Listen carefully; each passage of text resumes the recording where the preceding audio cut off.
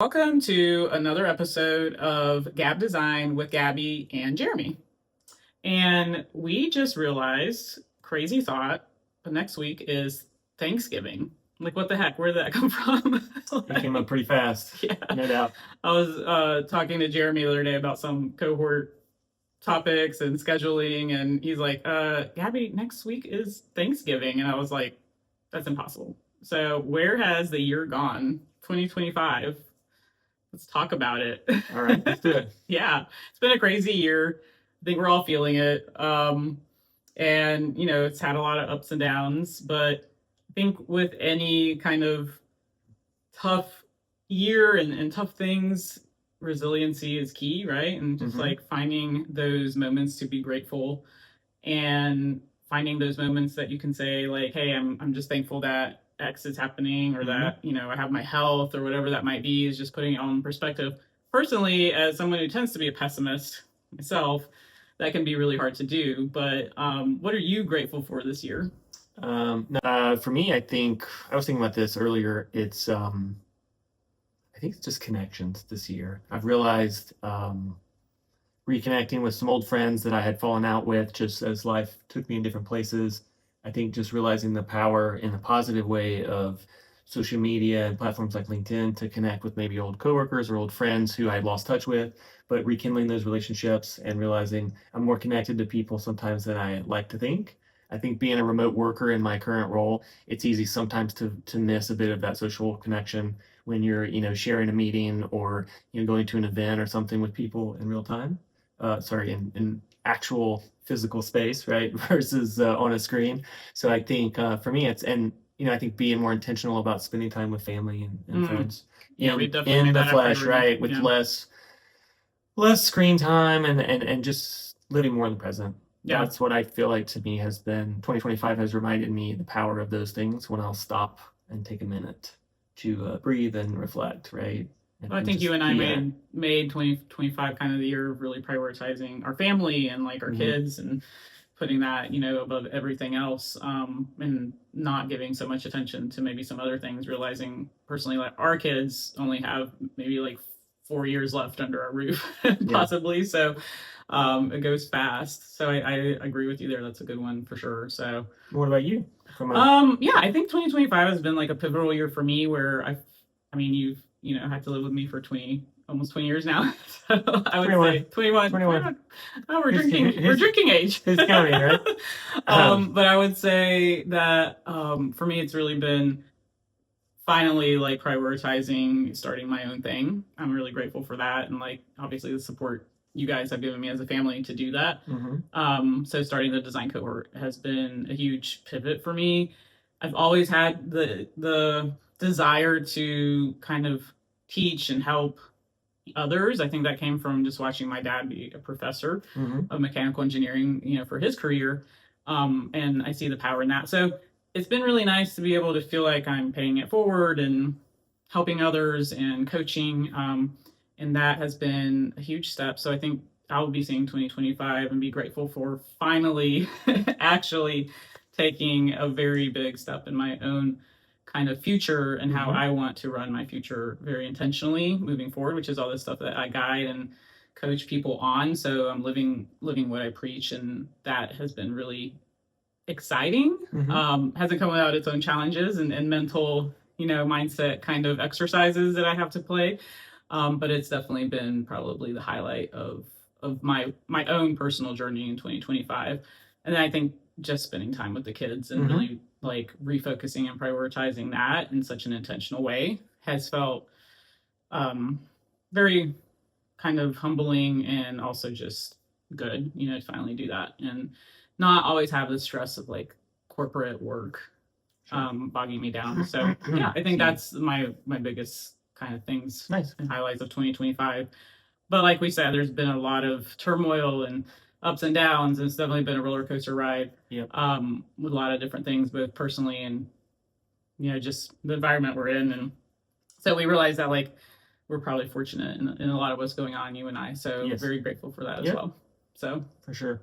What do you think, in addition to being grateful, what do you think is the biggest takeaway you'll have from 2025 in terms of like the biggest impact of the year, things you've noticed?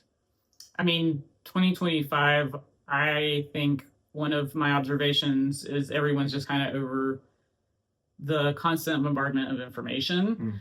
And I think myself, and I see this with others, and the kind of pulse checking that I do and social listening and in interviewing, talking to others and my coaching clients, everyone's just a little bit over like the constant information overload. And so the biggest takeaway I think from 2025 is that we're all going to have to kind of curate the information that we intake.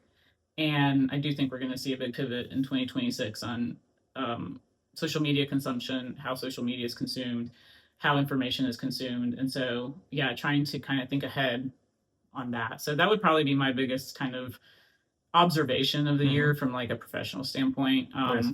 You know, that people are just information overload. And I think that's going to change a lot of how we move forward.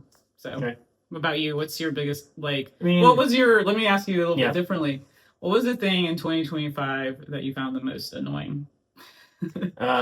Well, I mean, honestly, it would be AI. Just building on what you're saying, just being bombarded with the idea of artificial intelligence, the amount of companies and products and things that are trying to sell to me and to others, like how AI is amazing, it's going to solve every problem.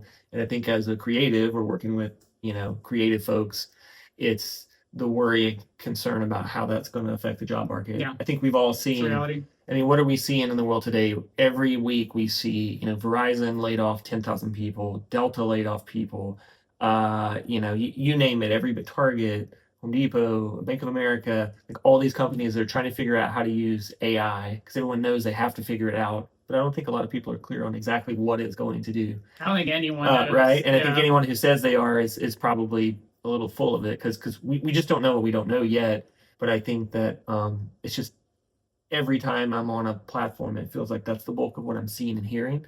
And not only just, it's this amazing thing, it'll solve all your problems, but then seeing the flip side, the anti-trend, which is people pushing back and saying, where's the human authentic part in all of this? And that desire for connection and for real experiences and human interaction. And I feel like that's a really big tension point that's come to the surface this year. I'm really interested to see in 2026 and beyond, what does that look like? Because I have a feeling what we all are being sold that AI is going to do and how it actually integrates into, the bulk of, I don't know, the workforce or the economy or whatever. I think it's going to be really different than what we're thinking right now. We just have to wait and see. No one has a crystal ball, right? We can only Yep. like have theories and project and philosophize about where this is all going.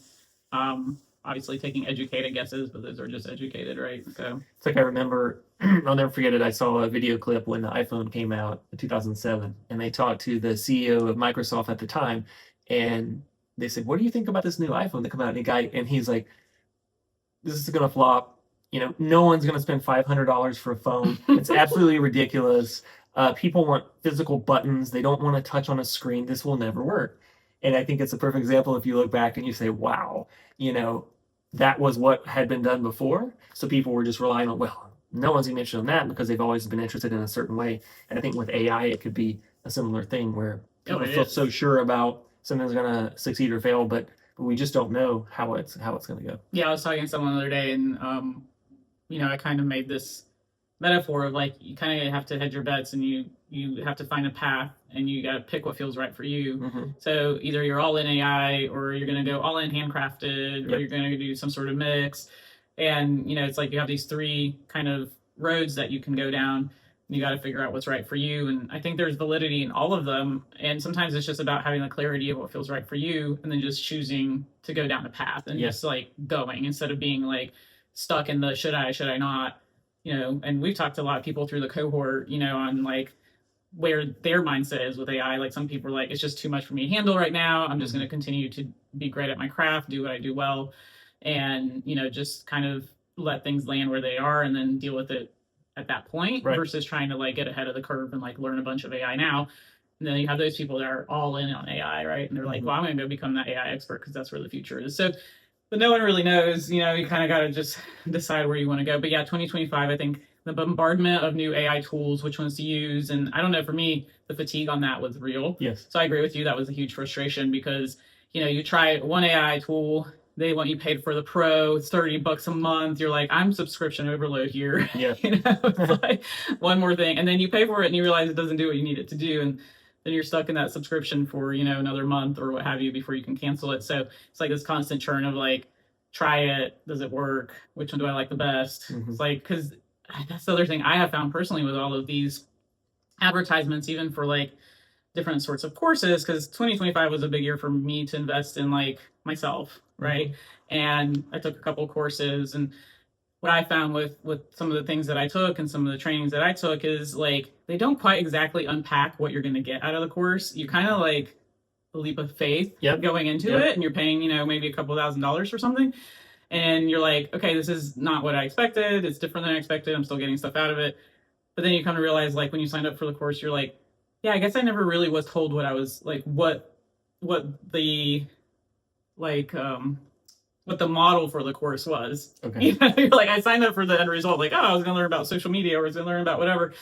And you're like, and I just kind of blindly signed up for it, not realizing like what was the course structure, how often was I gonna get, what was I gonna get access to, etc. So I think similar to AI and like course overload and learning overload too, people are like, what am I going to get out of this? Like, I think people in 2026 are going to be a lot more like hesitant, and they want to understand exactly what they're getting before they pay money for something like that. So I think, we're all in kind of that overload of buy me, and not knowing for sure if it's going to work out. It's always like a little bit of gambling. Like, are you going to pay for something and you're going to love it, or are you going to pay for something you're going to hate it?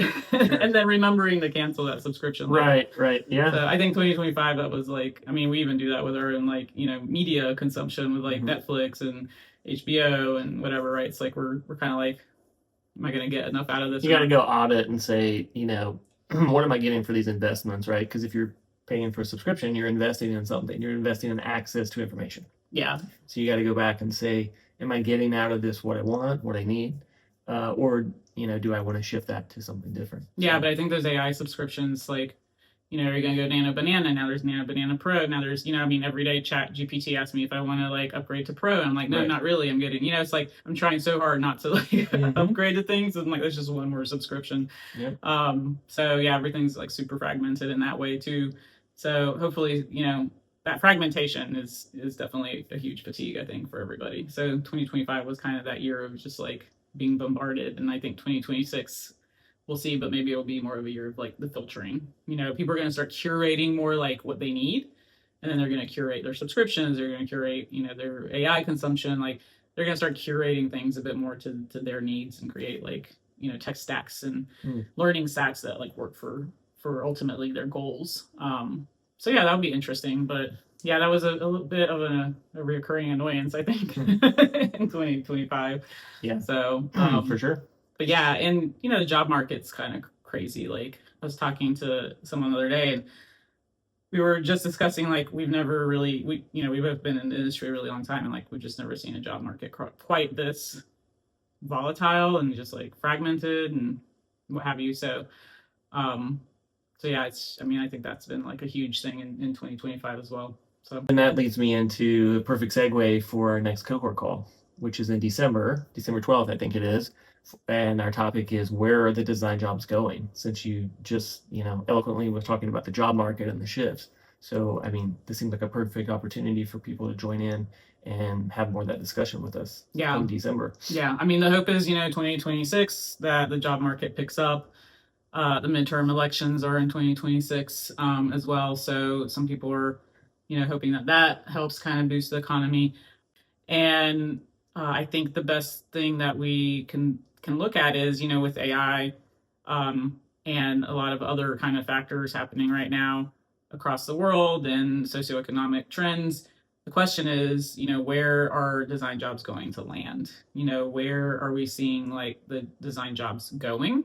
So that is what we'll unpack a bit. And, you and I obviously will do some research and bring some thought starters on that, which, that'll be part of the conversation. And then just ready to hear from, our peers and our two-way conversations, that we have with the cohort every month, and hear from, from you guys out there. So, and yeah, we'll have a conversation about it and see what people are feeling. So if you're kind of thinking about pivoting into a new role in 2026, or you just want to get a sense check of where the market is with design and jobs, join our cohort December 12th.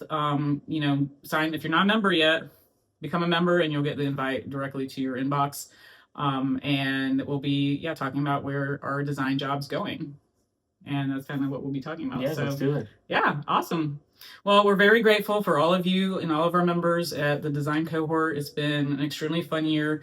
We kicked this off in March with the design cohort, so we haven't even been around quite a year yet, which Wow. is crazy to think about. Yeah, it is. We went heavy with it in May, and in 6 months it's been really growing. We're up to almost 200 members.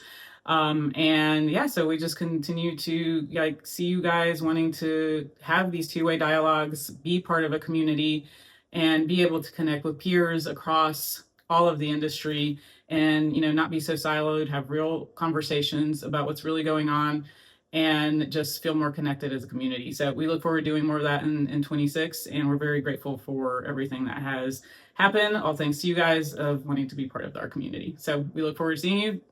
This will be our very last call, December 12th of the year. So hopefully you can join, and we'll see you there. Sounds good. See you soon, folks. Take care.